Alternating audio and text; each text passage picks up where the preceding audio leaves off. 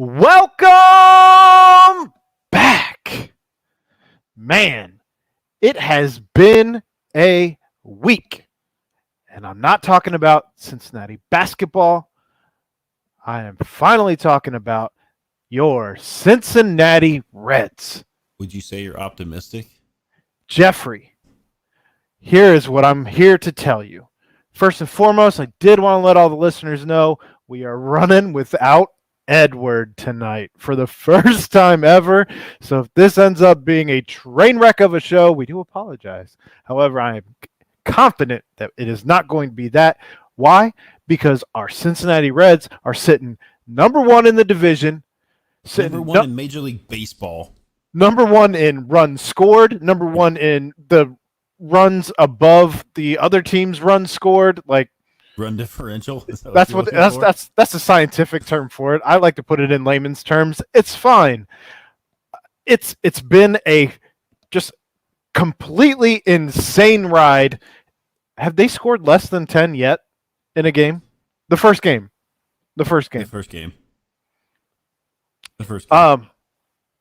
So take me back to your opening day experience and then how things have transpired in a we'll go kind of just a brief game by game synopsis, as this has been incredible.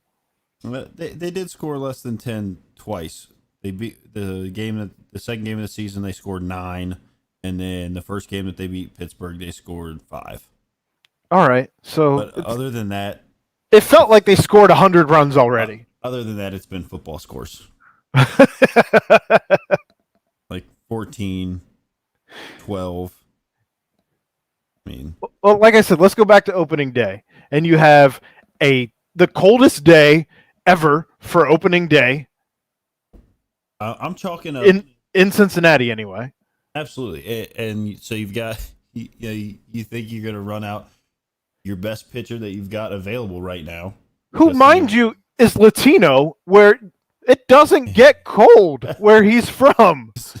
Yeah, you run him out there, and you think, and I mean, say what you want about him. I mean, he has his hot and cold times of the year, and it was cold, and super cold. He threw a bunch. I saw like a statistic after his last start the other day against the Pirates that first start he was like throwing a bunch of sliders. Nothing that he was throwing was fooling anybody at opening day. And I don't think he could get any movement on it. It was so cold. I mean, that was what I was going to bring up. Is you played baseball in high school, so you have a little bit of an idea of how grip works to get that snap and get the ball to break, whether you want it to be a curveball, whether you want it to be a slider. So what is that like throwing in just a normal like 70-degree day, as opposed to a hot day, as opposed to a cold day? Well, I mean, you're not going to get any of the movement that you want to be able to get. Like you got to be able to feel your fingertips, right? And I mean, it was snowing that day. Hard flurries, right? And I mean, obviously, like the Reds and the Cardinals weren't the only teams dealing with it. I mean, you had folks hitting home runs in blizzards and not knowing if it was a fly out or not, stopping at second base. But I just chalked that one up, to be honest with you. And if you look, sound like he did too. Yeah, I think a lot of people did. If you look at Red's Twitter from that day, and obviously it's opening day, it's still not like the same kind of fanfare and the things that we're used to here in Cincinnati. Obviously, we got cheated out of it last year. I feel bad for guys that were on the team last year that are no longer on the team that didn't get to experience what a true opening day is like in Cincinnati. Sure. Trevor Bauer. But sweet jersey. Yeah. Hey, I'm gonna wear it. I'm gonna wear that thing. So anyway, back to that. It's just you've got all these guys on Twitter that were like, this is the reason. This is the same. And look, Suarez boots a ball here and there, and I'm like, oh, maybe we should have got shorts. The Jeffimus came out. It did for a minute, but then, I went back and I thought about our show last week, and I was like, I'm gonna be an optimist here. Did it hurt? No, it didn't. It made me feel good because I was able to look at it and say, look, this is the first game of the season. Um, the last couple of times that they've won on opening day and everybody has been high on life, they've ended up like 5-20 and like 5-14. Before there was some crazy stat about like how many games they'd played before they got their fifth win the last few seasons, and it was like I don't even want to see it. no, it's a horrible stat. It's like they were like 5-20, 5-14. I think one they were like 5-8 was like the closest they were to 500 when they got their fifth win, and then this year they're 5-1. Driver's seat. I don't care if you play the Pirates. I don't care if you're playing a AAA team, a AA team. I don't care. If you're gonna have success in Major League Baseball, you've got to beat the teams you're supposed to beat. The teams that aren't good, you have to beat them, and then split with everybody else. So, and again, I want to go back to opening day because on opening day, Nick Castellanos hits a bomb. An absolute missile. He just hits a bomb. And clearly, the way that he watched it, the way that he threw his bat, even though we want to let the kids play, let the kids play. That's what the MLB slogan has been on commercials. It's been on all over the place. They want that to be their slogan this year. And you're getting fans back in the stands, and people are getting hyped. They're getting to actually be there to experience the bat flips. The players are getting to experience the energy from the fans for the first time for some of these guys who have been up here for not just this season, but also last season. Like for a rookie last year, this could be the first time they've been in an MLB ballpark as a player and getting that fanfare. So, Castellanos has talked about it in some of the post games that it's good to have fans back and all that. So he played up to it, threw that bat, and then we saw in game 2, which might honestly, I really hope we go back and look at the turning point of this season as game 2 of the year. When absolutely. So Castellanos gets hit, and he talked about it in his post game presser. He wore 93 on the ribs, and it doesn't feel good. No, hell no. Let me tell you this. I don't know. I'm coaching my 8-year-old's baseball team, right? And there's a couple kids on the team that can hit the ball hard for an 8-year-old, and I have to stand kind of close when I'm throwing BP, right? I'm not the most accurate at this point when I'm throwing like 200 pitches or something crazy, trying to get these kids, some time. And I've worn a couple off of their metal bats, which I know aren't coming back at me at 93 miles an hour. It's an 8-year-old hitting it. It's probably like 50 miles an hour, maybe. And it still doesn't feel good. Yeah, I was gonna say it still doesn't feel good. I don't want anything like I might have to charge the plate on an 8-year-old. So if I'm playing professional baseball and a guy hits me in the ribs 93, no, thank you. Well, and let's be all the way real. Before we even get to what happened at the plate, when are we going to talk about this unwritten rule of baseball where if you show up a pitcher that it's okay to hit them the next time that they're up around, or maybe even wait till the next game, but we know it was retaliatory, right? Like, I don't think that that's just us playing devil's advocate and saying, it might be. What was the score when Castellanos hit here? I'll pull it up right here. I'm not sure off the top of my head. In the meantime, I'll filibuster for you while you're looking it up. But, so you got a guy who's, you keep telling the guys, let the kids play. Here we are playing, and now it's okay to bruise somebody with a projectile. Okay. So it was the bottom of the third, and that one out. That got the Reds back into slam range. So it was 7-3. Okay. So he's trying to get his guys hyped up. You still got 2/3 of the game left. Yeah. Right? You just hit a bomb, an absolute bomb. And never mind the fact that it's like 30 degrees outside. So if he hits that ball in the middle of Cincinnati summer at Great American Ballpark, we're probably going over to get that off the top of the Cyclones next door. This was game 2 when this happened, though, correct? No. I'm talking about his initial bat flip. Home run? Yeah, yeah. Okay, the first bat flip. So, and if I'm watching the highlight correctly, I mean, I don't want the sound going over. He's not even. He looks up. He looks up at the ball going out, Mhm. and then kind of turns a little bit back, not even really at the pitcher. So I think it was just like what are we doing? the heave of the bat. It's game one. Not even The pitch the skip. That was the skip. that The was one the where skip. that was the couple little skips, but he doesn't even look at the pitcher. He watches the ball, couple skips, Well, throws and the bat, and then he hypes up the dugout. and I still go back to, if you don't want to be shown up, Don't give pitch him a better. bomb. Don't Pitch give him a better. bomb. Right? Like you left it. It looked. Correct me if I'm wrong. I think it was a hanging breaking ball, and he jumped all over it. I mean, I don't know that you could throw a 200-mile-an-hour pitch by Castellanos right now. So He's seeing the ball that, really well. I mean, there's another guy on the team seeing the ball really well too. So we're gonna get to all of that. We'll get to all of that. So fast forward to game 2, and so he gets painted in the side. Takes it. Yep. Right? And he offers the ball back. So what are we looking at here? So we're looking at 2 outs, right? Mm-hmm. There was 2 outs and nobody on base.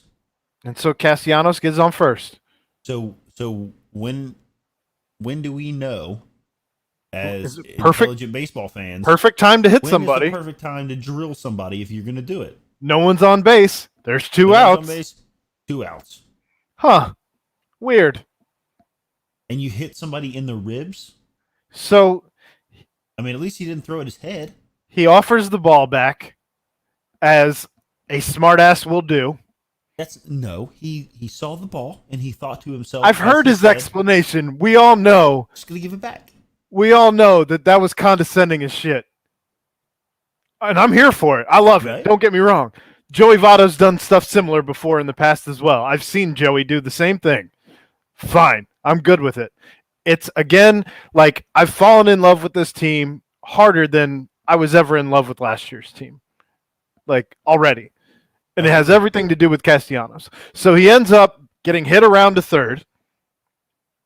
Yeah, I mean, he was on his high horse getting around to third on, I believe it was a Joey Votto single. Yes. Well, and I've heard in the broadcast that they say that they've worked on base running drills all spring.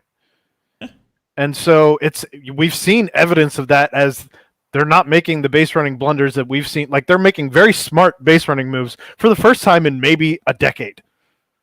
Like, not even kidding. It's probably been I mean, not even kidding. It's been a long time. They have been atrocious on the base paths, and and I know that this is stuff that's kind of like going to go to side, but you got them up at the plate, and no, it doesn't appear that every person that comes up to the plate is trying to hit the ball 700 feet. No.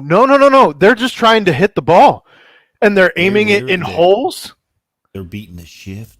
They're hitting nice singles, playing some small ball. I mean, moving, getting them on, getting them over, and getting them in. And that's what happened with Castellanos. He goes from first to third, and then the wild pitch. And on that wild pitch, Castellanos bolts for home. And when he bolts for home, let it not be lost the way that the pitcher came down on him. Like, going in with 2 knees at Castellanos is how he went. Because at this point, he's receiving the ball to try and tag Castellanos out, so he's just trying to block the plate, which you can't do either. Yes, you can. If you're receiving the ball, you can 100%. If you're receiving the ball to tag him out at the same time, you can block the plate. Are you sure with the new rules you can block the plate? You can't like preemptively block the plate. Okay, so what the catcher would normally be doing 5 years ago. Right. All right. So anyway, he goes in both knees, lands on Castellanos. And Castellanos is safe. He is safe. And he gets up and he flexes on him. Why? Because he was stronger than him that day. He wore 93 on the ribs, went around, scored without a dinger. Gets up, gives the little flex, maybe a little LFG. That's fine. And then turns to walk off. And Yadier Molina wanted none of it. Grabs him by his I won't even say it was necessarily his neck. Like I mean, it wasn't a full like Simba neck grab. You know what I'm talking about? Like, he kind of just grabbed his collarbone, shoulder, collarbone, region. But if the picture of it, there's his trap. There's a good grip. It was a firm grip. It wasn't a tap on the back. No. It wasn't like. It wasn't. Excuse me, sir. Right. Yeah. This isn't like. Can I have some Grey Poupon? This is not that. This was like, hey guy, turn around. I got some words for you. And in the middle of that, Yachty also maybe gives a little shade action to the umpire as he's trying to go through the umpire to get to Castellanos. Yeah, he acted as if the umpire wasn't even there. Like, and I thought if you bump an umpire, I didn't think you could so much as accident. Yeah, I didn't think you could so much as accidentally even gleek on an umpire while speaking to them. That's a solid term, but you can't do that either. So here we are with future Hall of Famer. Unfortunately, I'm not necessarily here for it, but everybody says it's so. Okay, I'll concede. He's been around for a long time. He's a compiler, and that's fine. And he was pretty. I mean, he's had a hole in his glove here for. He's also been a Reds killer, even in this series. So he continued. I can't like him. Continued to get RBIs against the Reds throughout the series. In any case.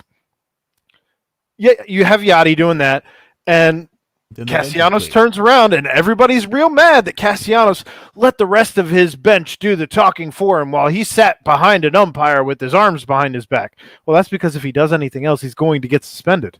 So instead, he still gets suspended. Right. kept his hands behind his back. Yeah. Had a conversation with Molina that he said, and the umpire. That he said rightfully so, he's going to keep between himself and Molina, which is fine. Perfect. Nobody needs to know what that conversation was. That's fine. So I love the quote though. I love the quote though. He could punch me in the face. I'm still going to ask him for a signed jersey. Right. And that, I mean, called him OG. Yo. So you've got that. Everything like happens. It was all like calmed down. There was no punches thrown. There was no like anything really going on. No. People were calling it do about nothing. I mean, John Boy did a breakdown of it that essentially said that. That was funny. I mean, John Boy always does a good job on his Love breakdowns. John Boy. But people were calling it a brawl. There was no brawl. If you want to see a brawl, go back. Not even a skirmish. If you want to see a brawl, go back to when Brandon Phillips tapped Molina on the shin guards. That was a brawl. Well, and like the last time, last season with the Pirates, I think you could call when Amir Garrett went in there. I think you could label that one a brouhaha. Or even, yeah, okay, you beat me because I can't come up with a better one than brouhaha. A kerfuffle. I wouldn't go to kerfuffle. I wouldn't. That's higher on the scale. I wouldn't be caught in public using the word kerfuffle. And then, and even when Puig was in the that was on the verge of Armageddon. The battle of himself versus the Pirates with Tucker hanging onto his ankle. Right. So you've got that stuff. Like those things that happen, you can call. This was like a bunch of guys that came out of the dugout to like yell. You won't even let me call it a skirmish. No. It was like a loud disagreement at the very best. I mean, the only contact, literally like the only contact between players was Molina grabbing him on his trap. Well, so you were a bouncer. This is like your typical bar fight, right? And then you've got like whatever happened with Suarez in the outfield. I don't know, like some like dude from the Cardinals bullpen got offended at something, and then like you used to have silver hair. You don't have silver hair no more. It was who knows what it was, but there was something out there with that. And then it calmed back down. The game went on, and like whatever. And then the next day, we find out that he's or I don't think it was the next day. It was like 2 days later. We find out that he's being suspended for 2 games. Which I'm not even sure that his ejection from that game was warranted. It wasn't, and he said it himself. He said like Bell came over and was like, "Hey, you got run up," and he was like, "For what?" And he was like, "They didn't give me a reason. You run up, but don't go back out there and give them any reason to give you more games." And Bell knows because he's done that before. Right. So Castellanos again, who has literally done nothing more than be like, just eats it. Go. Just eats it. Like emotion, like passion for the game, excitement, and they're like, you're going to the locker room, buddy. And he does. He got his stuff. That was literally the calmest ejection I have ever witnessed in Major League Baseball in my entire life. Let the kids play. Let the kids play though. So he gets ejected. Okay. He's gone. Whatever. The Reds go on to win. You know, they didn't get to double-digit runs that game. But that was the first win of the year. Yeah. Some excitement. You know, it kind of ignited them a little bit, you know. And that's fine. I'm here for that. I don't he should not have been ejected. He certainly should not have been suspended, which he appealed, and I haven't heard anything back on that yet. I would assume that he is probably going to win it. Because there's no ground to stand on. At all. It's an unscrupulous suspension. It is the weakest suspension I have ever seen. It was the weakest ejection. That coupled with the weakest suspension. And then they doubled down on it. And all you did was give an undisclosed fine to the other players, including Yadier Molina, who had physical contact with an umpire. Let that not be forgotten. I mean, also, if he doesn't put his hands on Castellanos, I don't even know that the bench is clear. They don't. Because Castellanos is walking away. I understand that you got the pitcher. You got the pitcher sitting there, deer in the headlights look, can't even believe what just happened because A, he's a rookie, B, he has no clue what's even happening because he's not prepared for that moment at all. To just be completely humiliated at the other team's stadium in that fashion after you plunked him. Let me tell you, there are very few people that want anything to do with Nick Castellanos. That pitcher sure wasn't one of them. That pitcher's not one of them. No. I am imagining that there were a lot of thoughts that went through his mind as Castellanos stood over him and flexed. And not one of them. One of them was probably, man, I probably shouldn't have hit him in the ribs. Yeah, you go for because Castellanos wears a lot of guards up there. He wears the shin guard. He wears the elbow guard. He looks like a cyborg taking off all of his armor when he gets to first, second base on a double, whatever, and he's taking off all of his stuff to run the bases properly. And then, so that you've got that, and then you've got what happened in the Cubs game. I think it was Cubs Brewers. Is that who it was with Contreras? I believe, yes, it was. So he takes one. He essentially starts charging the mound, pointing and screaming, pointing at the pitcher, which is far more aggressive than what Castellanos did. Bench is clear. I don't think did he even get ejected? He didn't. No. He was on first base. He's a Cub.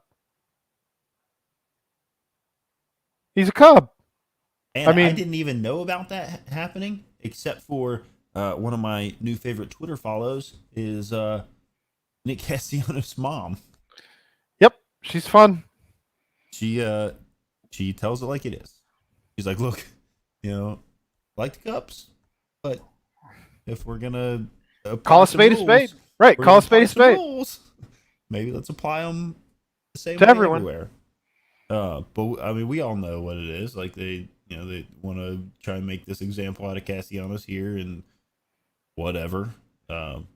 But if you're setting an example, it's supposed to set an example that, okay, we're going to suspend everybody who does this. And instead of setting an example, you shit the bed. I mean, Major League Baseball has made some silly decisions as of late anyway, but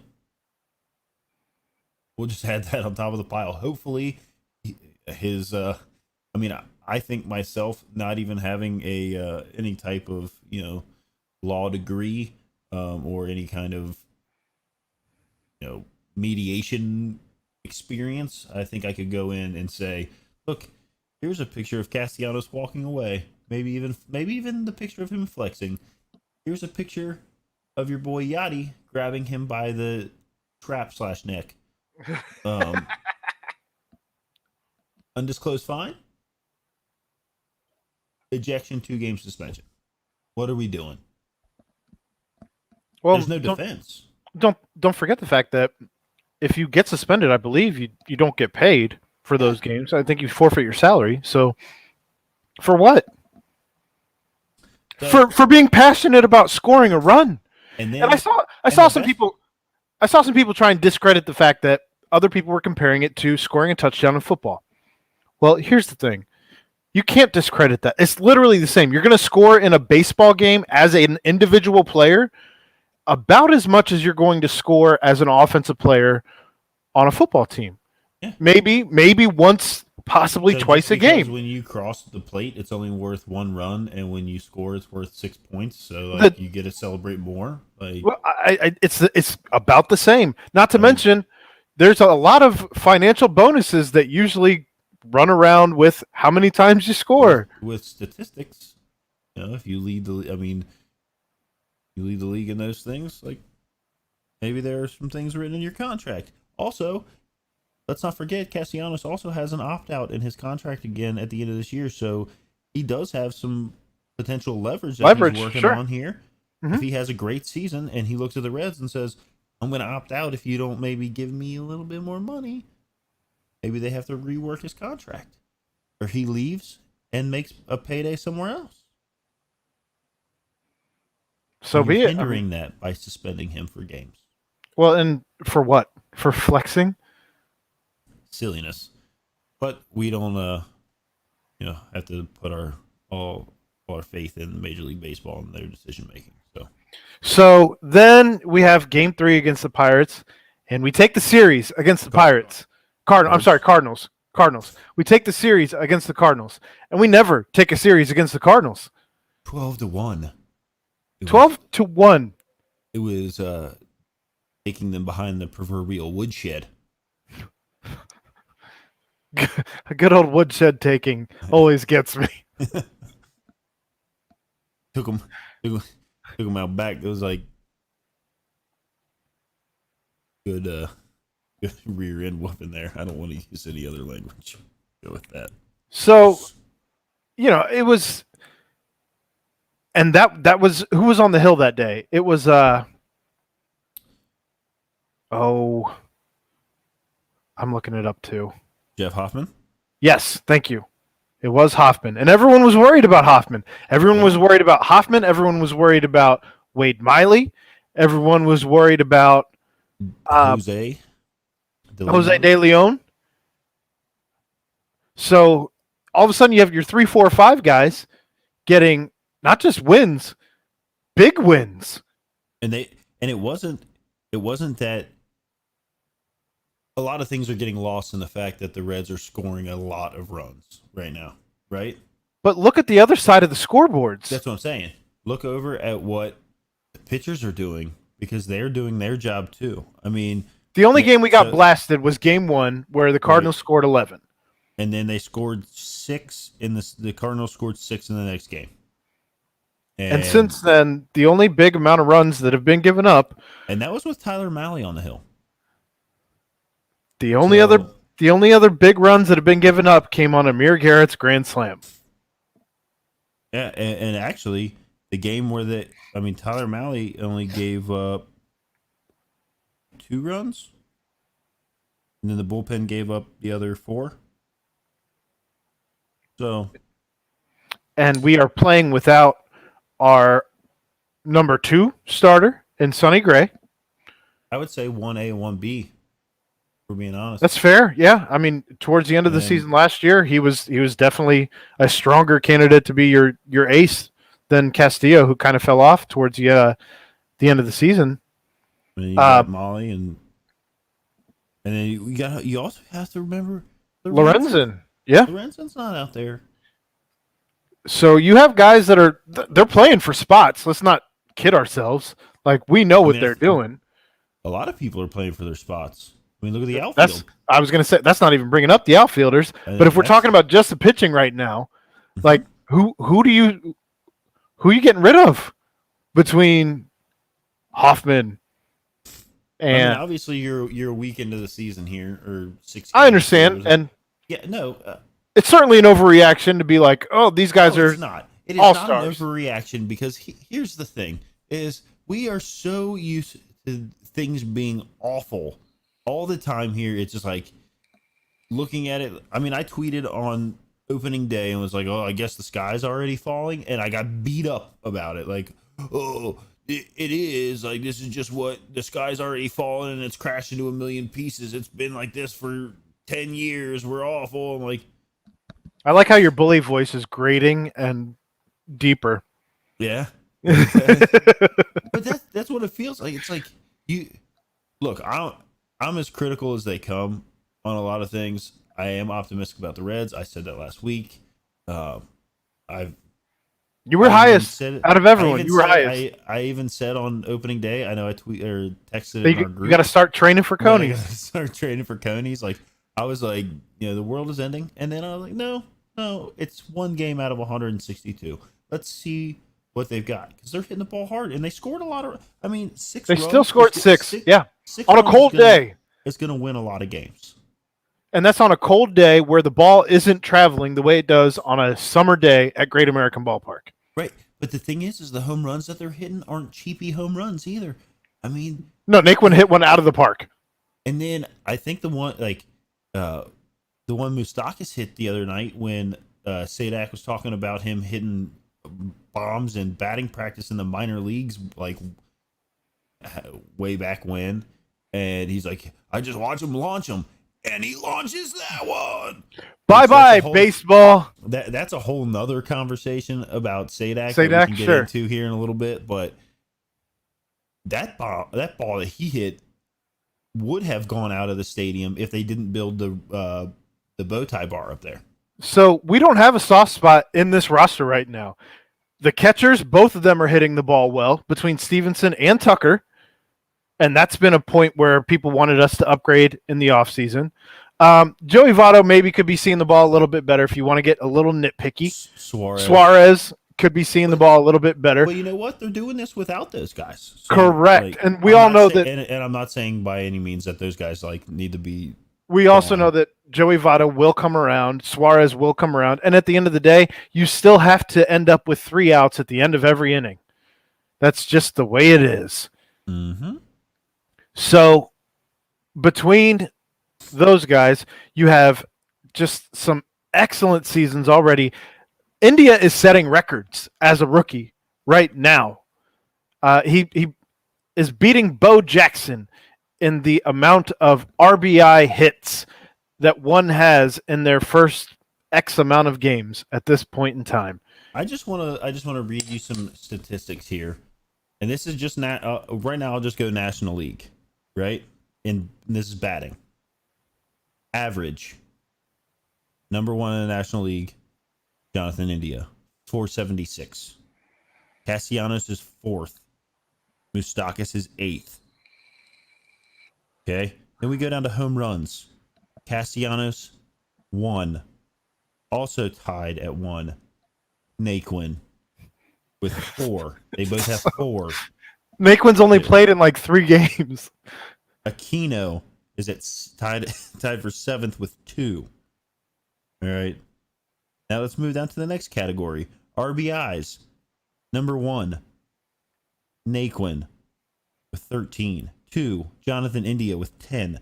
Castellanos is tied for 4th with 7. We'll stay with like top 10 numbers here. Stolen bases is like the only thing we don't have going on right now. Is this all including any of the games that have ended already today? This is the most up to date thing on the MLB app. So I imagine that's including like the Cardinals, whose game is already over, and they're sitting at 5-2. They're only 2 losses to your Cincinnati Reds. So then you got runs. Nick Castellanos, number 1, tied with Nick Senzel with 9. Number 3, Mike Moustakas with 8. On base percentage, Moustakas is 4th. Senzel is 7th. Castellanos and India are tied at 10th. It's been absurd. OPS, Castellanos, Naquin. Moustakas is 5th. Slugging, Castellanos, Naquin. Moustakas is 9th. Like, I mean, I could keep clicking these, but it's just going to be me repeating the same names over and over. It's fun. Top 10 in all these categories. Is the season going to finish this way? God, I hope so. I don't think it will. But if it does, they will hit thousands and thousands of home runs. Because you're also going to have Jesse Winker back, who hits the ball well. Oh, you're God, I keep forgetting. You're also going to have been playing. You're also going to have Shogo. So they're going to have a very hard decision as to who they're keeping. Sans, barring like an injury that makes us not have to make that decision, which of course none of us hope for. But a Senzel injury is, of course, always around the corner.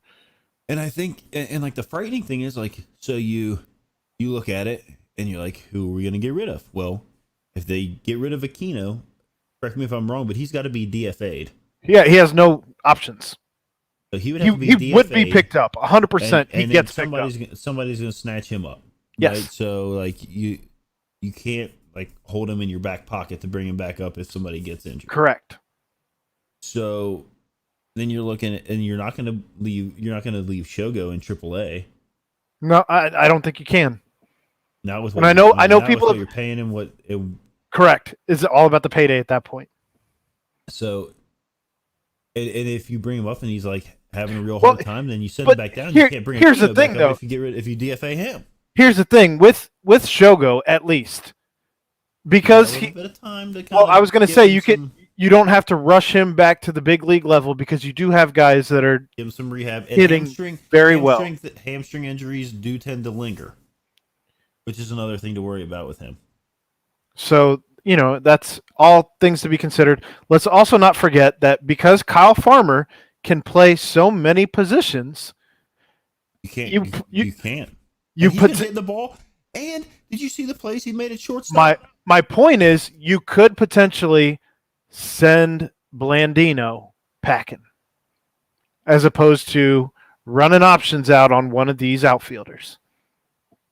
I mean, you hate to say that because if they send Blandino, does he have options to go down? I don't know that he has any options, but I also don't know that he's necessarily getting picked up, first and foremost. Secondly, how often is he coming in the game right now?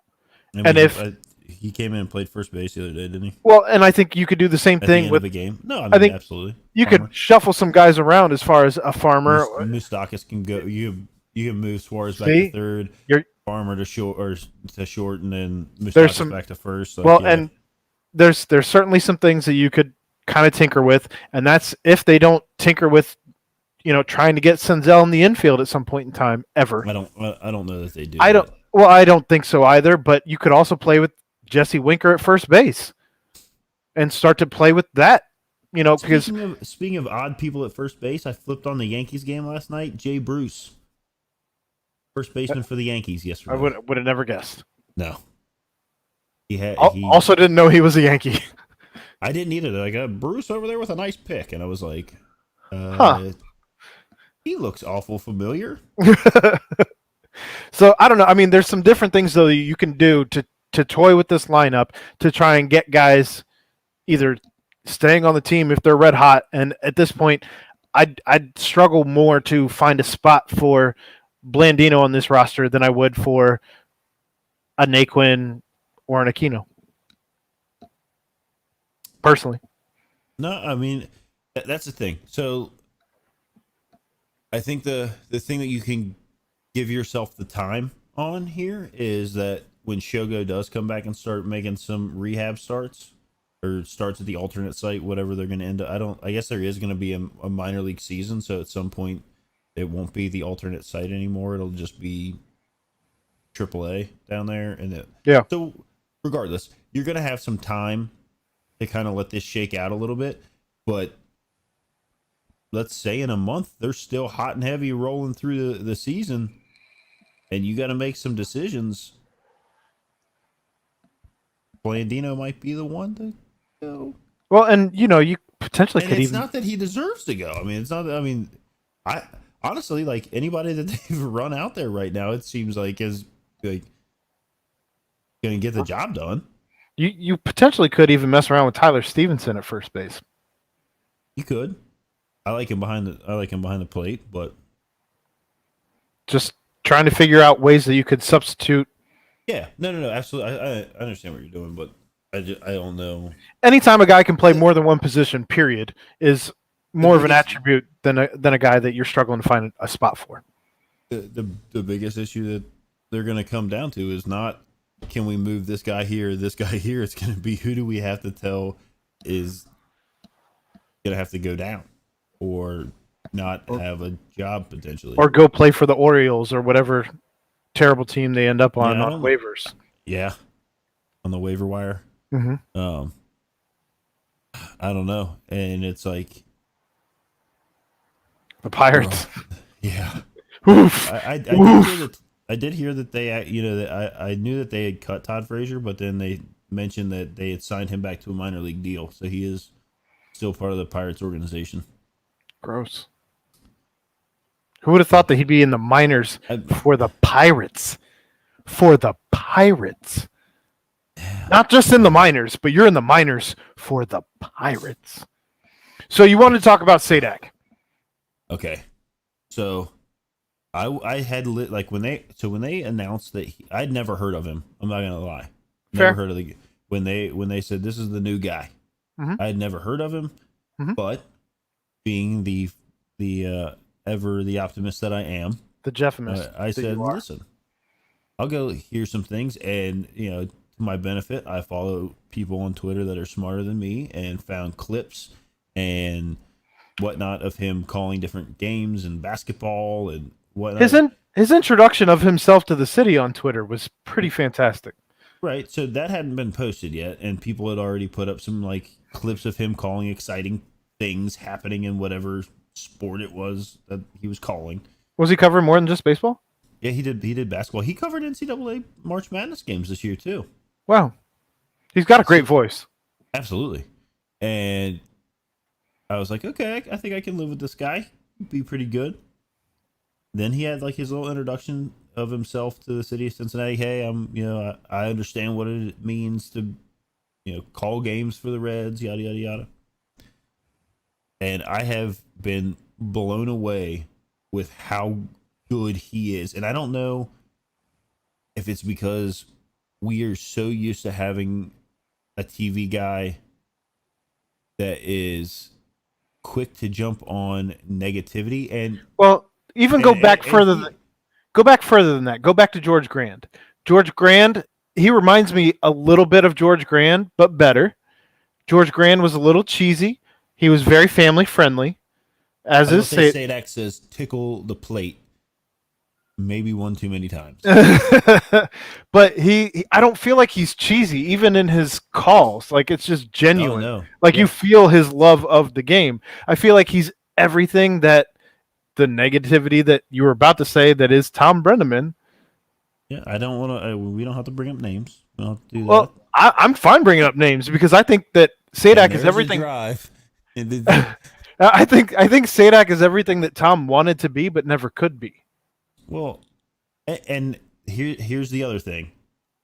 We haven't seen Sadak have to call like an extended bad period of time yet. I thought you were going to say that guy from Middletown in a game. Oh, no. Yeah, that hasn't happened yet either. And it won't be when the Cubs come to town. So no, it's the Nationals this year. Right. So, he hasn't had that, come up yet. But then like Brennan knew what it was like to have a team that was good, that was like good more often than not, right? And it always seemed like there was like, because I really like Marty and Joe, right? I think all of us that are like our age ish grew up with Marty and Joe, and that, like, I listened to the radio all the time whenever I was young. Outside, inside, didn't Right, matter. whatever. Listen to the radio, Car, right? yeah. And we all know that Marty was always critical, but I always felt that the way that he was critical, like, was mostly done in a tactful way, as far as like I was concerned, and like I felt like he had kind of earned the criticisms that he was able to dole out.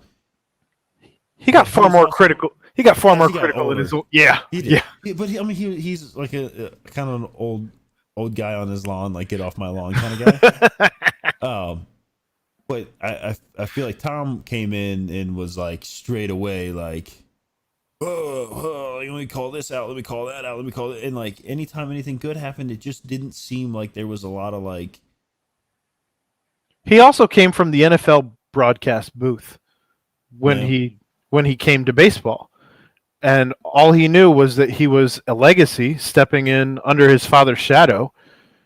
And when you're calling football games, you're not calling football games for just one team. So you don't have that I'm in your living room as part of your everyday life for 162. Right. So it's a whole different dynamic. You just have to be able to be capable of that in your head. But I do like Sadak quite a bit. He's had a chance to make some good calls on exciting days. Lots of home run calls. A good number of home run calls, but also like even on just kind of ho hum plays. I mean, he brings a level of kind of excitement and good descriptors. Well, and Larkin's been fantastic on the other side of him. So Larkin has. I know that some people aren't super high on him, and so yeah, you kind of go when you get that in your head to start with. You're a little overly critical on that kind of thing, but I think Larkin has brought some good to the booth. It's interesting to hear some of the things that he has to say. I do think sometimes that he gets ahead of himself and says things that don't make sense. Like they were talking about how players last year were saying that they didn't know what it was like to have the Cincinnati fans, like the fans here, like what that's like. And he's like, yeah, I have no idea what that's like. Like, what do you mean you don't know what the Cincinnati playing in front of the Cincinnati fans are like? But maybe he meant he didn't know what it was like to not play in front of fans. That's not what he said. Well, that's, the way you phrased it, it could have been taken as such. It's not what he said. It was because I was like, come on, Barry. I wore your number when I was growing up. You're stupid. Well, I mean, he also, let's take into consideration that while he is a Hall of Famer, he is not a Hall of Fame broadcaster. This is his first real stint. He's got certainly has room to grow. He's done some stuff for the MLB network in the past, but this is his first real stint, and he's back at home. I'm sure there's some nerves. Absolutely. Because you're in front, you're basically, just in front of the people, like stripped down to nothing in front of the people with just your voice, of the people who are beholden to you. Oh, absolutely.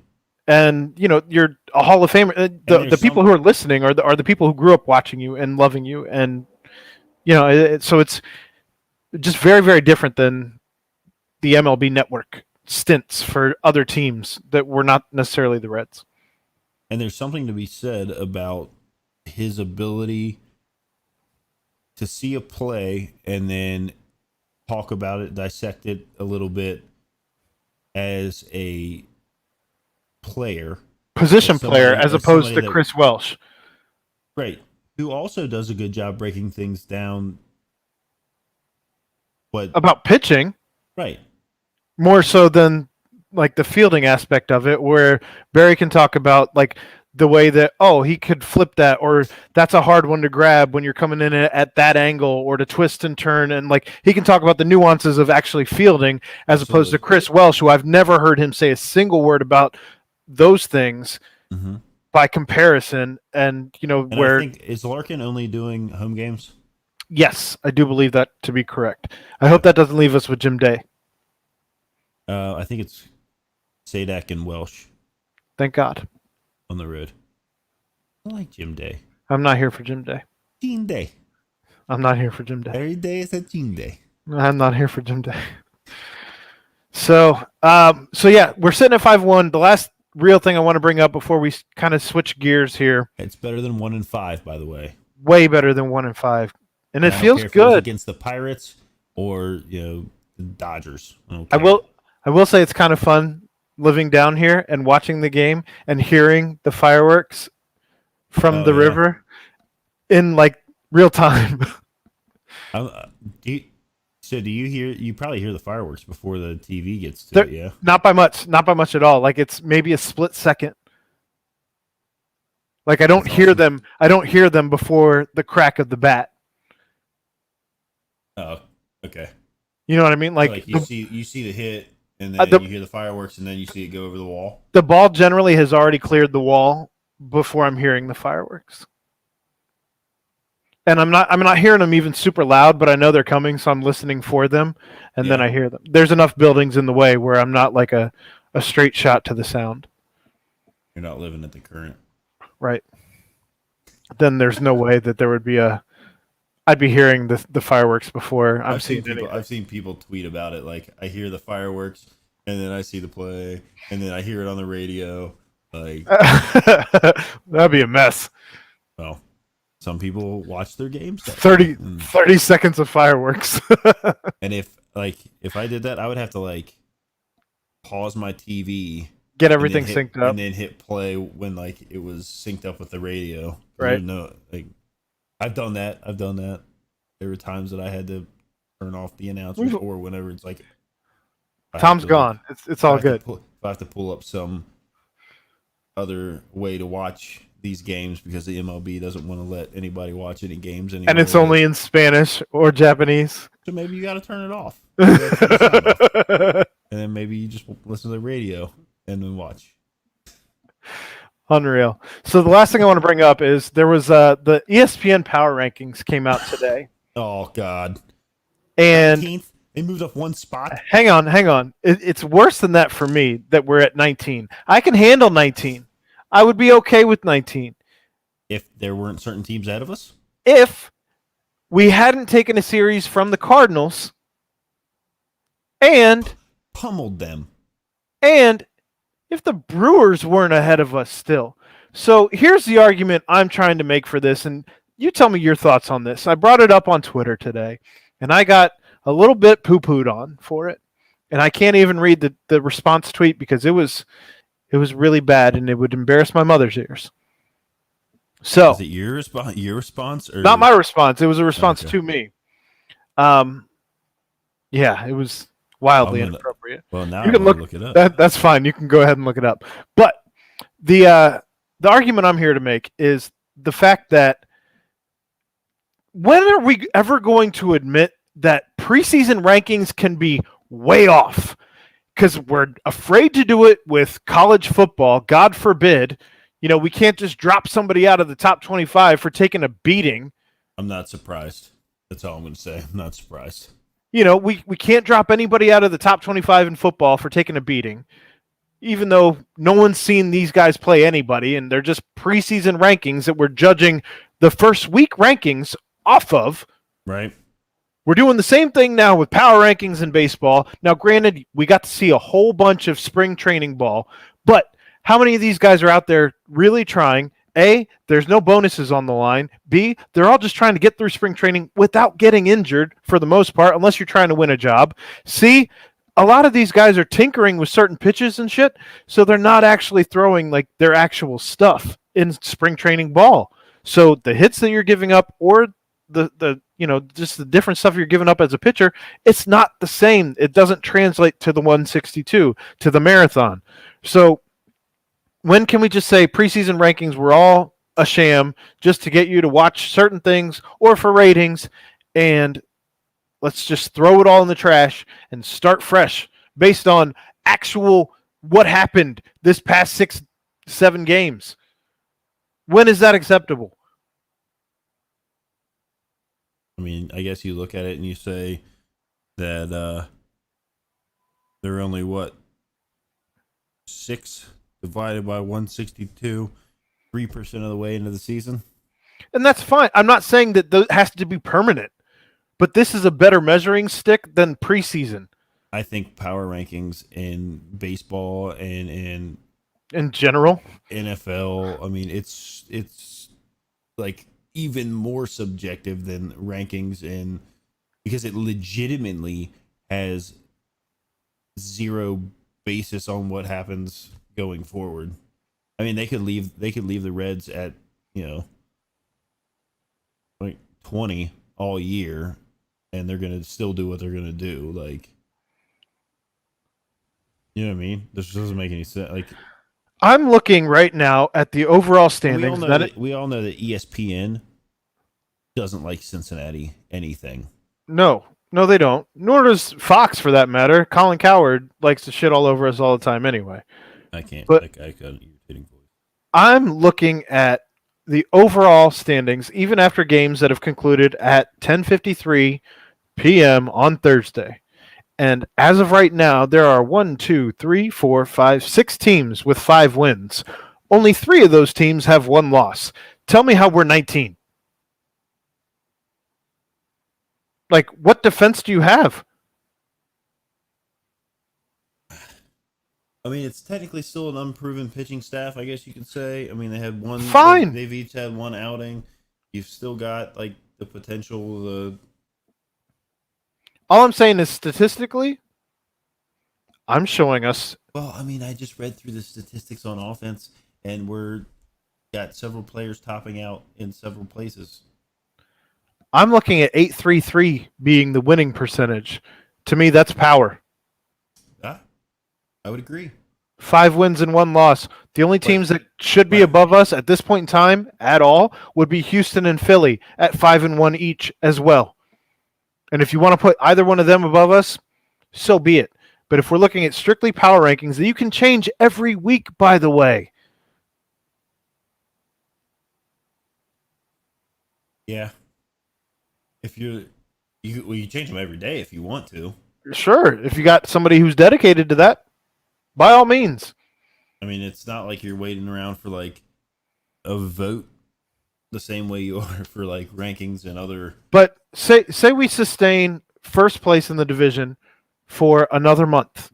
Let's be super optimistic about this, and it's realistic that we could do so But then they're going to come back and say that like, regardless, they're going to be like, oh, the National. We're only a quarter of the season through. The National League Central is the weakest division in baseball.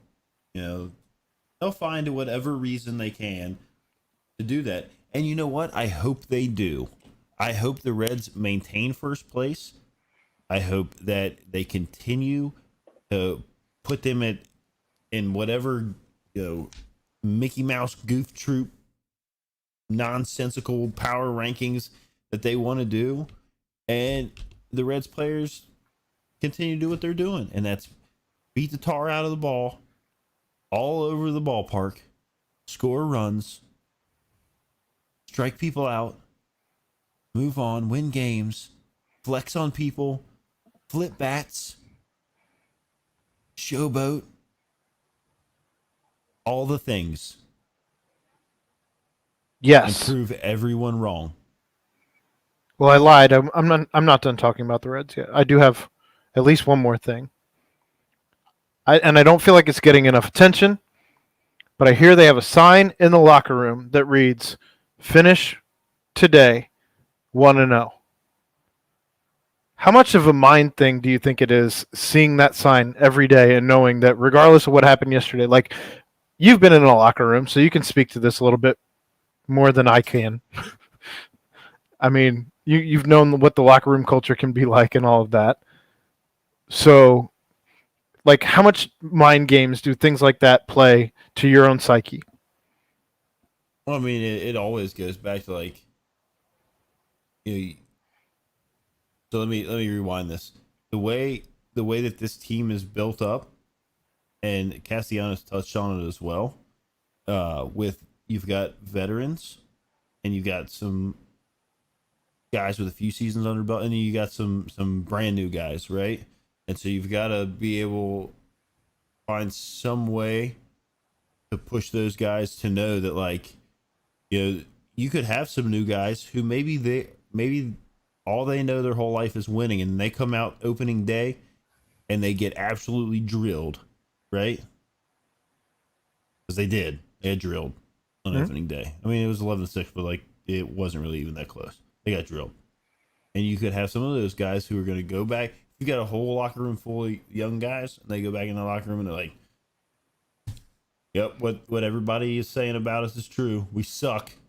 But instead, you got guys like Castellanos looking at the dugout, throwing his hands in the air as he hits a home run. You got these other guys who are able to come in there and be like, "We got 161 more games. Forget about that one. Finish tomorrow 1-0, and we'll move on." We are the bat flipping, showboating, son of a guns. And all I was missing from Amir Garrett delivering that line was a Ric Flair, woo! I would agree with that. I thought he was going to, but he didn't. I can't believe he didn't. No, I mean the makeup, and I've talked about this with, like, I have a text group with my brother-in-laws that we all talk about Reds baseball and whatnot, and Cincinnati sports in general. But we talked about like the makeup of this team and how it kind of has that, and it's early. That's been beaten to the ground. I don't understand why people can't wrap their minds around, like, be happy about what you got. And I know as Cincinnati fans, we've all been 5 in a row is more than we won, I feel like, at any point in the last several seasons. So I mean, I don't even know what the longest winning streak we've had in recent years has been, but it always seems like it was like win 1, lose 4, win 1, lose 2. And I know win 2, lose 3. Like, we strung a bunch together to make the playoffs last year. Yeah. Maybe 7. I think they won 10 of 11 at the end of last year, or something crazy like that. Yeah, I mean, again, I know we've put together. I don't know where it got broke up. Like, I don't know what a good string, but it was. And you've got to be able to do that a couple times a year. So even if let's say they go out here to the Diamondbacks and they take 2 or 3 from the Diamondbacks, and maybe they lose the series to the Giants. I mean, so you split a 500 little road trip. I mean, do they come back after the Giants? You know, I believe so. I'll check it, but if you want to keep talking, so let's say you do that, and you go out there and we got 3-3, right? So now you're 8-4. We do come back. We got the Indians, and then we got the Diamondbacks again before heading to St. Louis, and then actually a 3-game LA trip. Okay. So before another homestand. So against teams like the Diamondbacks, who, by the way, have like a negative, like a horrendous run differential. Let me look at it right now. It is their run differential is they're 2-5 as far as overall record. Their run differential is -18. Whereas we're like plus 30 something. Plus 31. Mm-hmm. Should be plus 35, but Amir Garrett rocked the baby about an out too late. Yeah, and that's all right. Whatever. And like he said on Twitter, because people have been coming at him, and he's like, this isn't about individual accomplishments. This is about the team, and the team won. W's. That's it. W's. And I think, and that's one of the other great things. And I know that we're kind of bouncing around a little bit here, but I think that's another great thing about this team is it doesn't seem like anybody's like, look at me. Like, no, there's none of that nonsense going on. Well, and going back to Castellanos and his post-game interviews, He is not about look at me. He did say when asked if he was a leader or a follower, he said, "Well, I know for one thing, I'm damn sure not no He leader, said, or he I'm said, sorry, I'm damn sure not no follower." yeah, like you got to ask those guys. And then the next day when he hit a bomb and it landed above the bullpen and all the bullpen guys were jumping up and down, they were like, I think he's a leader on this team. But But at the same time, like he's not about like look at I mean, yes, he is. He's got the drip and the swag and all that. But that's fine, and he yeah, is but kind he of doesn't come to those post game interviews like you said. He's not coming in there like, did you see how far I hit that home well, run? Did you and see there's what a, I did there? I think there's even a difference between the way that he carries himself on the field compared to like a Trevor Bauer, who we saw all season last year, who was very much a look at me guy. Yeah, but he was also about the W's, Well, and you could correct, but I don't know that he was about the team as much as he was about the W's because those W's were his personal record. fair.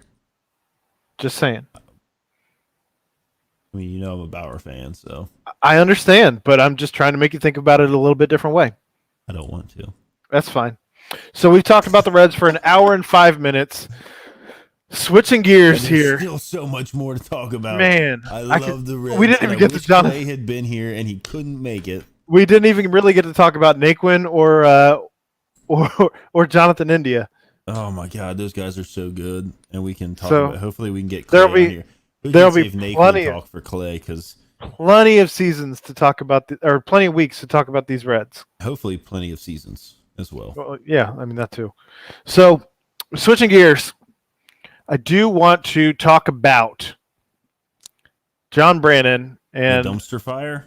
the Are we the talking about current this? the current situation of the Bearcats, because since we last recorded, there was the information that came out last weekend, which you had the information that came out from Justin Williams and all of that, and I know that we said we weren't going to talk about things that are behind paywalls, but I think it's been a little while now, and I think it's fairly common knowledge as ESPN pretty much just ripped his entire article and just cut and pasted it. I don't know how they're getting away with that, other than being the quote worldwide leader and probably having just teams of lawyers lined up to just drag anybody who tries to fight them on that, or they just take it down after people get the notification and they have 100,000 clicks within 10 minutes.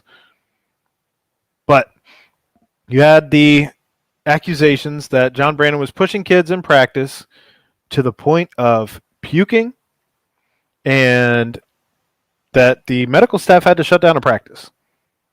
So when you got that information, I know a lot of people, you pretty much have two camps right now as far as the fans go. It's not who are you on Brandon's side or the player side. It's kind of gone beyond that. It's, are the players too soft in this generation entirely, or are our expectations too high of the kids that are being recruited right now? So I'm okay with practices being so hard that you're throwing up. I'm okay with that. I am not okay with practices being to the point where a medical staff has to say, this is too much. Because I've been involved in lots of practices across lots of sports. Right. Wherein I wanted to throw up. I did throw up. I had teammates that threw up. But So it wasn't to the point of like, it wasn't like when someone would get to that point that there was no like, all right, get you some water, sit down, take a break for a little bit. When you're ready, get back in. Like we're going hard. Like, and a lot of those practices occurred during like a conditioning time for the team, right? Maybe you came in off an off season, you were a little out of shape, you weren't ready. Some of those practices in college came at any point during the year when maybe you had a little too much to drink the night before, and that's different, right? And you're still you can grow in those practices and still do well. But when you are practicing or pushing kids athletes of any level to the point that a medical professional has to step in and say, this has to stop, or there's going to be a serious physical consequence that is going to occur to one or more of these guys. That's a problem. So I want to play. Go ahead. I was just going to say I want to play devil's advocate to a couple of different things here. Okay. First and foremost, we are still currently in the middle of a pandemic, in which case I do know the players are being tested all the time. Let's not kid ourselves. However, if you're in a situation where people are puking, in a situation where you have a viral pandemic going on, do you think maybe there was a shorter leash from the medical staff pulling the plug on a practice because you had kids puking when people are contagious right now? I don't know that really had a whole lot to do with I don't either. I'm just trying to throw out some different thoughts that I haven't heard anywhere, but I don't feel like people are actually asking these types of questions. I could see that being it as well, and if that's the case, if they're stopping it because they're like, hey, we tested everybody, but it could be, and like that just is going to ramp up the potential. Right. But are these kids throwing up on each other, or are they running over and vomiting in a trash can? Again, I mean, it's a viral thing, so we're wearing masks outside just for breathing. So you're projectile vomiting into a trash can or whatever. That is doing what with whatever's in your body? Is me just trying to think. Again, I'm just trying to think outside the box here. But I'm thinking, like, if you're inside practicing basketball, running wind sprints, whatever, you're playing and running into each other and physically contacting each other, your sweat is flying off. You're spitting out, hitting each other, bleeding. Maybe vomit is not a concern, and that could well be true. I do believe that it was probably more of this kid is clearly beyond exhaustion. Right. And there are any number of things that can go wrong there. The other devil's advocate question I want to bring up is we saw the kid from FSU collapse on the court. You've seen, several players, and it's way hyped more so nowadays than maybe when we were younger because, there's camera phones everywhere where they weren't, once upon a time, and who knows what kids were collapsing in a high school practice on a, JUCO gym or whatever the case may be. But now we're seeing these things in a much brighter light when they do happen. And while they are not a commonality type of thing, we do see players collapsing or dying. Unfortunately, that's happened a handful of times over the course of the last decade, we'll say. So since those things have been brought to light, and that there are universities that have probably had to, pay out an awful lot of money for when those particular situations do happen, even though that's not the norm, it's not a high percentage whatsoever. It's a very, very low percentage. Mm-hmm. I would say less than a fraction of a percent. Those things are becoming at the forefront of, things that we report on, unfortunately. Right. So do you think that has things on a shorter leash than what they once were? I think so, probably. I mean, you don't want to be the next university that's got could you imagine if that happened here?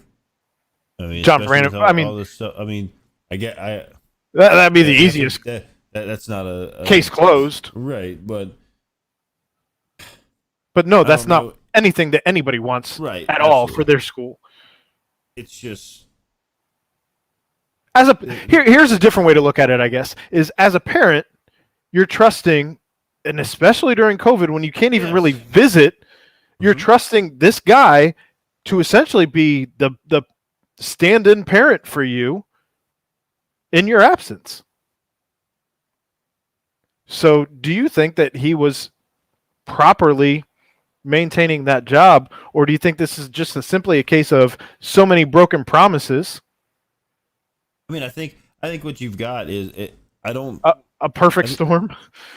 Yeah, a perfect like tornado of horribleness. I mean, you even all the way back to like very like you get these like weird cryptic tweets coming out from like Jaime Sorolla, like That happened last weekend as well. Yes. yeah, Cumberland putting stuff up on his IG like on a fairly regular basis. Like you got all these guys that are just kind of like they just put this cryptic stuff out, and I wish, and I understand there's implications behind a lot of different things that can or can't be said. Yes and no. I mean, and Sorolla's like, overseas. Like you're not coming. He's not holding back anything. I mean, he's also not giving anything. Right. He's not giving a whole lot outside of like, "Aha, I told you so." And I don't again, know it's cryptic though. Like, I don't know like if give us because yeah. Throw us a bone here. Like you're averaging like 2 points a game. You're getting 6 minutes over there. Like you're not hurting any relationships here. What are you gonna do? Come back here and coach on this side? Like, what are you doing, man? But all of that being said and coming out, the way that this is being handled, and maybe there are other things that we don't know about, or we're not privy to, or the public's not privy to, that some people are privy to, whatever. It's bad. The optics of this entire situation are horrendous. And that goes for the university side. It goes for Brandon's camp. I mean, he's got this lawyer who, like, is seemingly on some reality TV show. Like, he's just enjoying his time in the spotlight. 100%. Whatever. Like, do whatever you're gonna do, I guess, guy. I think I'd be mad though if that's my lawyer. He's like, and I got this paperwork that John Brandon hasn't even seen, and when not only that, he's sliding into people's mentions. He is. This guy is. I mean, somebody described. I'm sure he's like sliding an ambulance chaser for like college coaches, and I fully understand and see that. I mean, it's Chad. When I talked to Chad on Monday on our podcast, I asked if he is kind of like a Johnny Cochran type personality, and he said yes.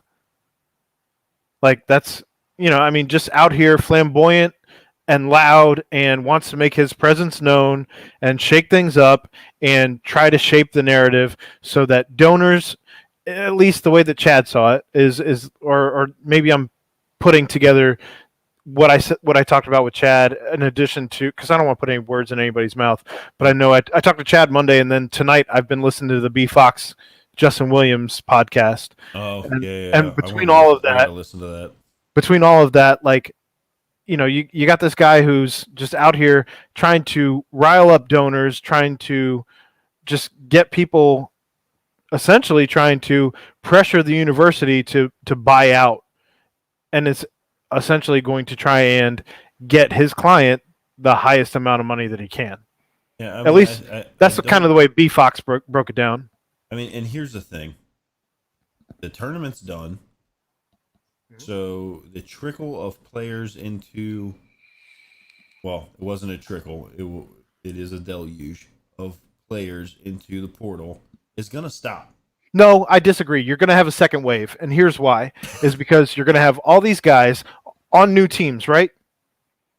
But you're going to have guys on the old teams or that were with the team that see, oh, now I'm behind one, maybe two guys that I didn't expect to be behind. And they're better than me. I don't want to play for my spot. Much like a Joe Burrow didn't want to play for his spot when Justin Fields came in. What did Joe Burrow do? He transferred to LSU. Okay. So you're still going to have some guys. Are you going to classify that?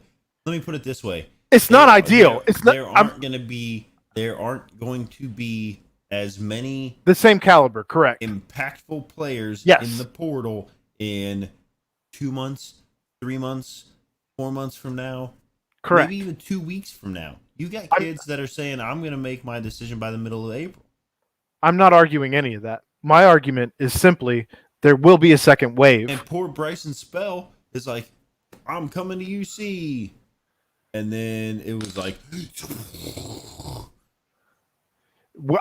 is he still committed? Does anybody even know right now? I haven't seen anything. If I'm him, I'm not committed. Why would you be? Deuces. You don't. You've got You got My 4 kids recruitment's that wide are open all over again.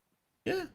I mean, who was And the kid from like Florida or whatever? There was a kid that had like Florida and UC as his like he opened his top back two, up. and then Yeah. he's like, nope, it's all open. So to Yep. me, that says I was planning on probably going to UC, but that is a dumpster fire. Well, I Um, mean, no, you were planning on coming to play for Coach Brandon. You still potentially could be going to UC, but you got to figure out who they're getting in there because as you look at the atmosphere here, A, we're still going to be on ESPN Plus first and foremost. B, you at least know that there's four guys. if we've got enough guys to put a team on the court, There's currently still four guys. So you know if well, and I guess if Bryson Spell's coming, that's 5. five, if he's still That's a lot of playing time available. I'm just saying. That's I keep saying that is nobody wants to hear that, but No, I've seen there's PT for sure. I've seen the conspiracy theorists, and I want to see what you think about it. That these kids that left UC and are in the transfer portal were hoping that Brandon would get fired or leave, and that a new coach would get hired, and they would just come back. Let's just say I've heard rumblings, not from Chad, but from people who have ties to the program that have said the same thing, but not enough for me to put a solid stamp on that I'm willing to put that out there with my name on it. Otherwise, you would have seen me tweet something like that. Let me put it to you this way then. Your personal because we've all seen everything that's going on. Sure. Everything that's public. If you're a kid that left here or entered the transfer portal and it was solely based on the coach, and you think that they come back? Here's the thing. How many out of let's say out of the 5 that are out there? If I'm already in the transfer portal and I know the teams that are recruiting me, it's really dependent on how close where I can go. No, not necessarily that. The only thing that would keep me at Cincinnati if I'm already in the transfer portal at this point is how much of an allegiance and how much of a friendship I have built with Mike Adams Woods, David DeJulius, Jeremiah Davenport, and Victor Locken. And that's it. Yeah. That's the only thing tying you here at all. And if you can outweigh that with I can go to a program and know what my role is going to be right now, that's not a hard sell. And truthfully, I don't expect to get any of these guys back from the transfer portal at this point. This process is taking too long. That's my whole. We'd have to hire a guy. Honest to God, I think we'd have to hire a guy by early to midweek next week. Yeah, I mean, you've got guys that left that have already said this is the date that I'm making my call. Well, I've also heard that we've passed deadlines already for some of those kids to come back. I mean, I think they could come back. Not according to them. Oh, okay. I see what you're saying. Not like a rule, but a personal deadline of you guys didn't do anything by this point. So. Again, I don't want to put that. I hear you, but I just want to make sure that this is all out there, that this is all speculative and things that I can't put concrete on. But these are whispers that I'm hearing, and I mean, I had heard whispers of things that I disclosed in some private things that just didn't turn out the way that. Yeah, some wires were probably crossed somewhere because things did happen that were similar but not quite as hopeful. So, yeah. Who knows? So, I mean, the UC basketball is in a very precarious, on the razor's edge, shall we say, of they need to get somebody in here, or we're going to be going around to the intramural teams to see if that kid that played 3 minutes for his high school team that is now bonging beers and then going to play an intramural game wants to throw on the jersey and get out there on the court. Well, what I will say is I want Tom Mars to keep Uncle Luke's name out of his mouth. Yeah, don't talk about him. Go back to your little squirmy little wormhole and stay there, and don't ever disparage the name of Luke Fickle. Just saying, it in your mouth. Like, get away. If I'm Luke Fickle, like, I'm mad as hell. I'm telling that dude, like, shut your mouth. Don't ever talk about me again. Maybe we could have a wrestle off. Luke Fickle versus Tom Mars, and if Luke wins, Tom Mars takes all of his things, including John Brandon, and goes. I mean, at the end of the day, though, if you're Luke Fickle, you're watching this. Absolutely. Very, very interested with the way that John Cunningham handles all of this. And maybe like, it doesn't take anybody like Tom Mars. You don't have shit that we didn't already know that like we couldn't have already figured that out. Dude, that guy's a whack job.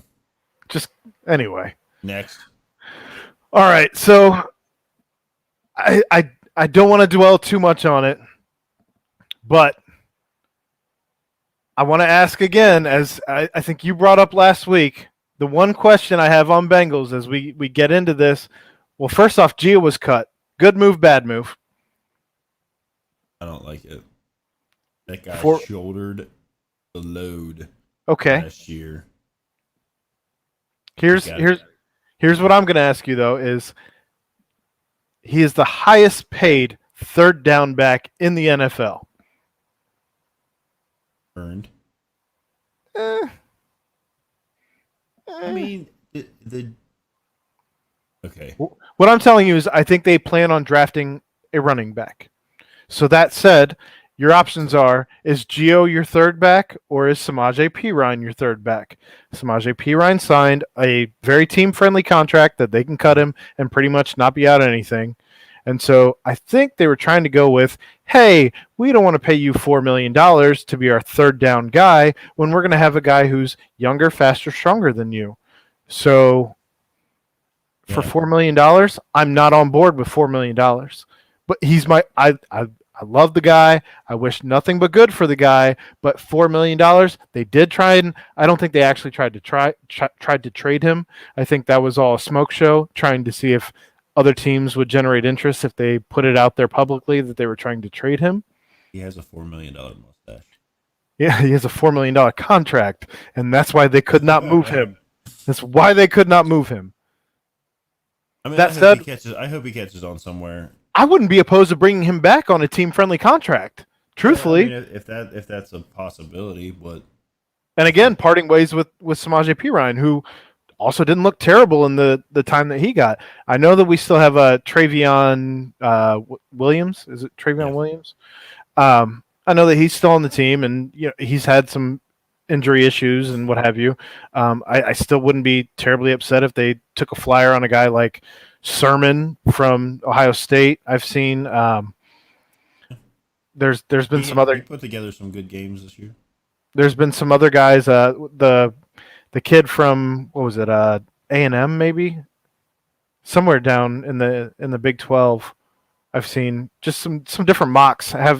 Basically there's a plethora of really good running back depth in the 4th, 5th, 6th round, because that's where running backs go at this point. And we're hopefully going to have a pretty good show about all of that. Which brings me to the question that I want to ask you. Gun to your head. You got Pitts, you got Sewell, you got Chase, and you're at 5, and all of them are available. Have you changed your stance from last week? Who's holding the gun to my head? You're holding the gun to your head, and you have to pull the trigger. You make the right call, you're safe. Oh God, Aaron. I think so. I'm going to tell you this before I move forward with this. What was your call last week? Just so anybody who didn't listen. I did say Chase last week. Okay. As did I. I am not. I think there's enough depth on line that they can fill that just fine later in the draft. I honestly feel that's available. I think I'd be mad if we drafted a guy in the first round who didn't play or didn't play his position. And I think that's the situation you're going to run into with Sewell. So I think right now that I would go with Pitts. Yeah? Over Chase? Yeah, the dude. He's a freak. He's fast enough that I think you could even move him out as an enormous wide receiver. Do you know who he reminds me of that no one's talking about, which surprises the hell out of me? He has the longest wingspan of anyone ever.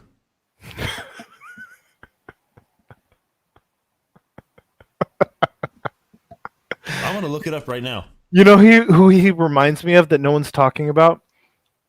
I'm going to give you a name, and let me tell you, he reminds you of this guy. When he came out, he was so hyped at tight end. Any idea who I might guess? Or who I'm going to say? Was he a junior? When he came out? No, I don't recall. I mean, who are you talking about? Vernon Davis. Oh, okay. Do you remember when he came out and he ran a 4.3 and he was huge? Okay, so let's talk about these hand time 40s.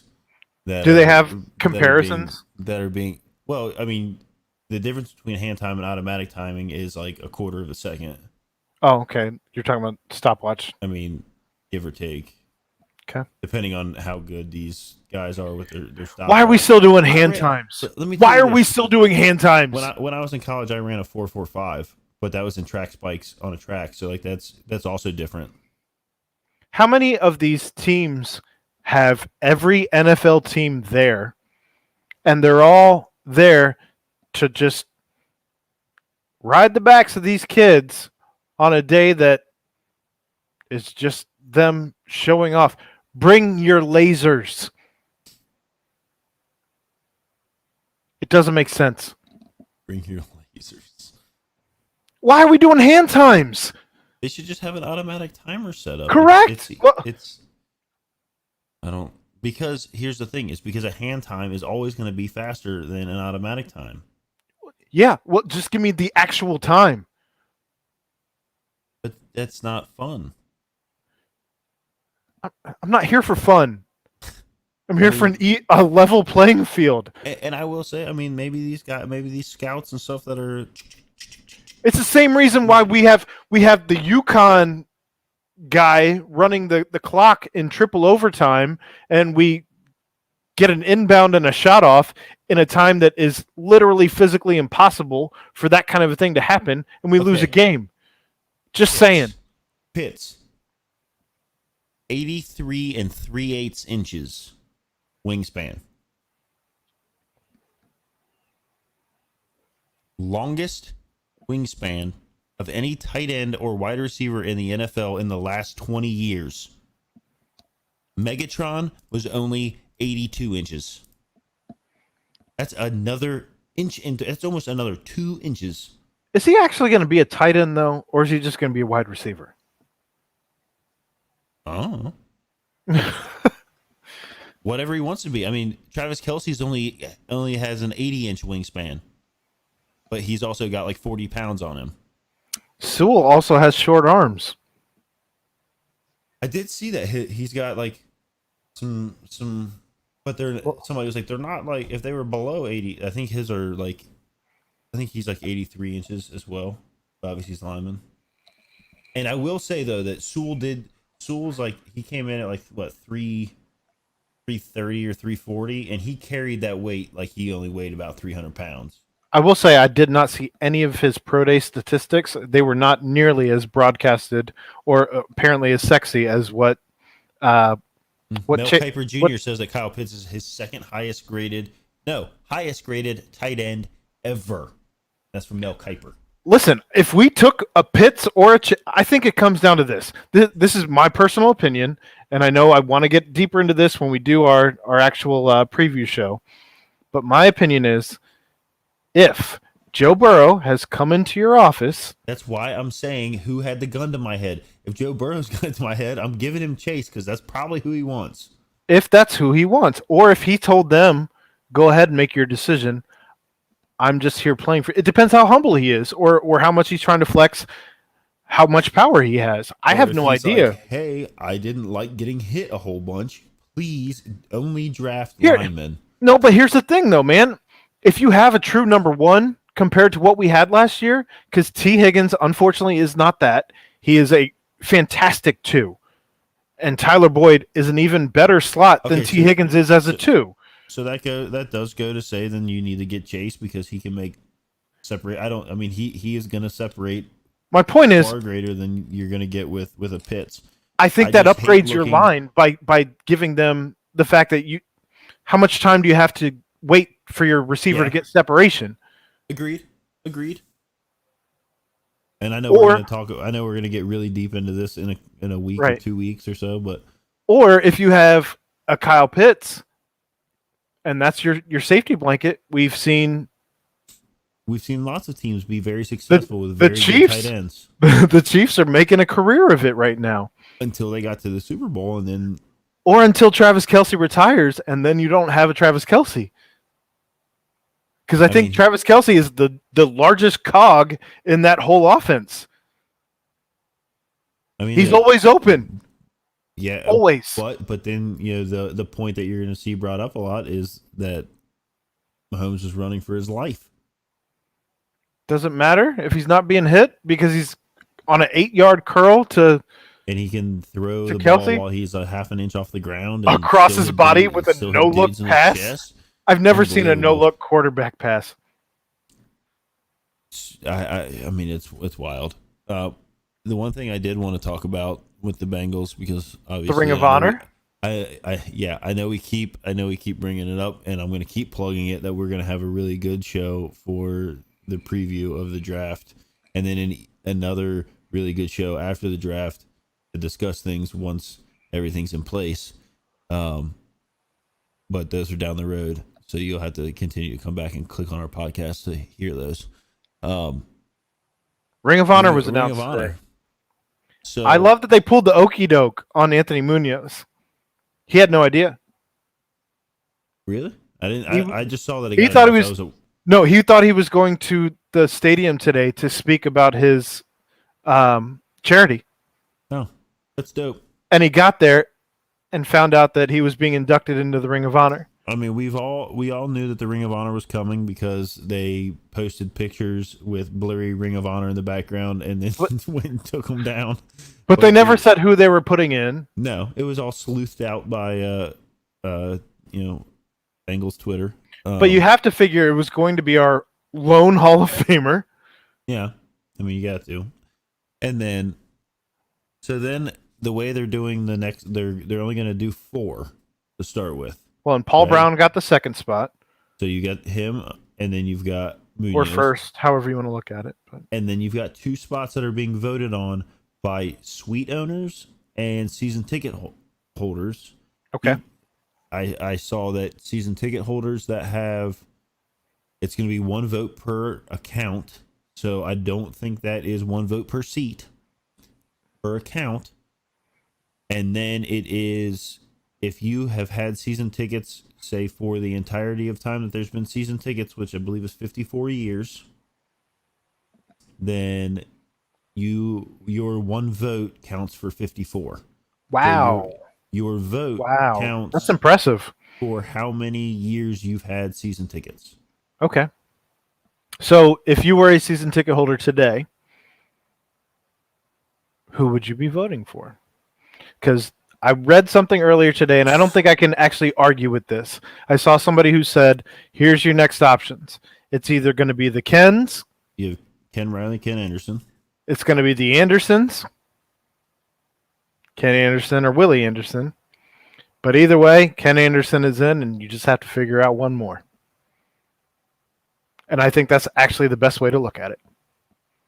And I think it's because Willie should have been a Hall of Famer too. And he's closest right now at this moment in time, outside of maybe Ken Anderson. If Ken Anderson get in on the on the so old here I guess, and then it's Katie Blackburn, right? That's her name. Yeah. The one Elizabeth.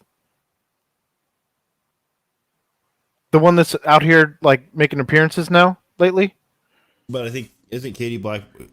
Katie Blackburn's involved. Yes. There's another. There's another Blackburn who's been out here. Okay, so like I guess they haven't really said like what this ballot's going to be, right? Other than it's going to involve the top 50 Bengals of all time that was voted on, I think either by fans or by the season ticket holders, or whatever. So there's that list, but there's no coaches included in that list. And on my way home from baseball practice today, I believe it was Lance McAllister was on, and a caller called in and said, who's the first coach outside of obviously already named that gets put in? Is there another coach that gets put in? And how, when it comes around, how do fans treat Carson Palmer? Do you think he has a shot? I saw people talking about Andy Dalton already today. Okay.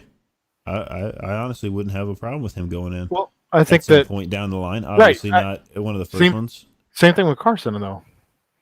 I do think, because I got into a little bit of a discussion with some folks in my office today, that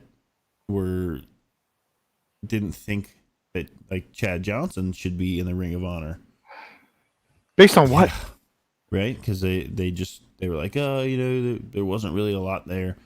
So where? Look, they're not that smart when it comes to that. They're smart people, and I do like them. But I mean, they're cops, are they? Yeah, yeah. So I pulled up Chad's stuff and then easily convinced them that they were wrong. 6-time Pro Bowl, 4-time All-Pro, led the league in receiving yards in 2006, has 11,000 career receiving yards, almost all of which came here. Well, I was going to say, more importantly, how many of those stats does he lead the Bengals? As of 2019, end of the 2019 season, Chad was the career receptions leader in Cincinnati with 751. And I don't believe AJ actually passed him. Yeah. Receiving yards, 10,783 for his career here. 1,440 in a season.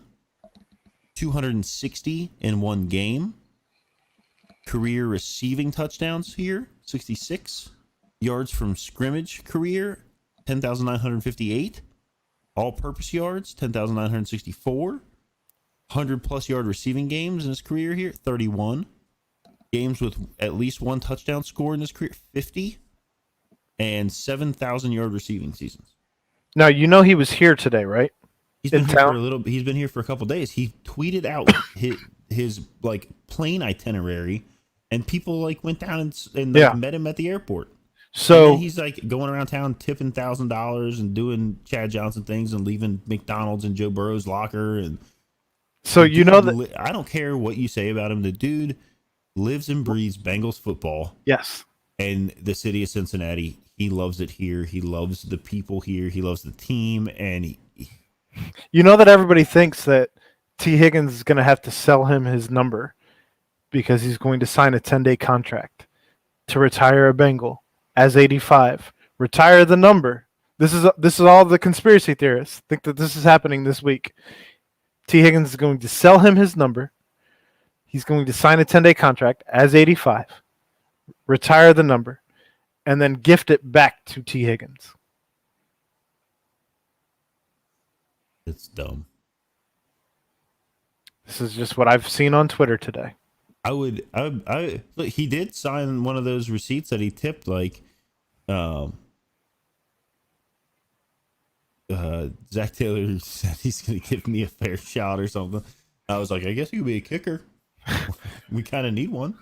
I still think he'd probably be better than Alex Erickson, who's gone now. I mean, here's the deal. I'm- He's fun to have around. I like. You know, He's not that going to kinda actually. goes back- I'm not saying he's actually going to play. I don't think that's No, I real don't think he. I discussion. honestly, I mean, he would. If they told him like, "Yo, like, we'll give you the league minimum, you can come play," like, he probably would, just because he's Chad Johnson. I mean, he was fair. looking for people to let him come over to their house to play like FIFA.